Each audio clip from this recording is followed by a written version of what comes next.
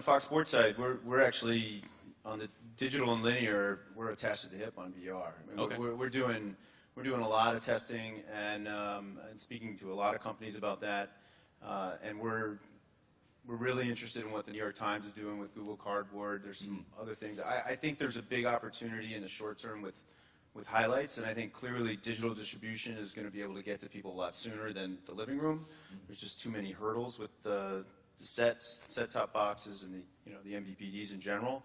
I think we can get there a lot quicker with the right handset with the proper amount of pixels. So we're knee deep into it, and there's some interesting things that are going on in that space for sure.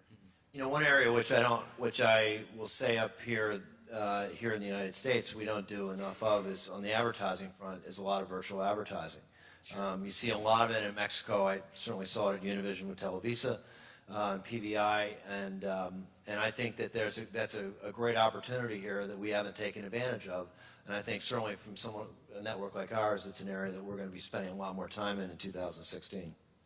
I would say that I think even if the future state of VR were simply that, in addition to the New York Knicks being able to sell their courtside seats for multiple thousands of dollars per game, they were also then able to sell on an infinite looping basis that same seat through a VR device for a season pass for 20% of that price, but be able to sell it thousands and thousands of times per game, and then using that to increase the advertising value because you're going to see the same advertisements you would see as if you were still in the venue and drive up the sponsorship value. Even if that was the reality of VR, I would be very bullish on it. I just think, and I think this was something Chris Bevilacqua brought up, I don't think the infrastructure's there yet, right? Like you don't have hundreds and thousands of people with these devices yet, and the pricing on the devices in and of themselves is still pretty high. I think David would agree that League Pass probably wouldn't work if you didn't have these phone plans where the phone roughly was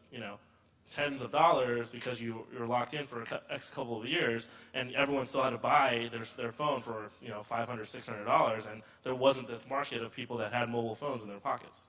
Yeah, I agree with William. I mean, as I said before, we're very active out there experimenting in this space, and we have some of our teams. The Lakers are going to do a VR broadcast this month. The Kings did one in India for a school that Vivek, the owner, went to in India. So we're definitely out there actively experimenting, but we all remember what happened with 3D. Everybody said that was going to be the next big thing, and that didn't materialize. So it remains to be seen. It's very cool, there's no question, and we think we're very well positioned to take advantage of it if the technology does catch on, but I think that remains to be seen. Now, the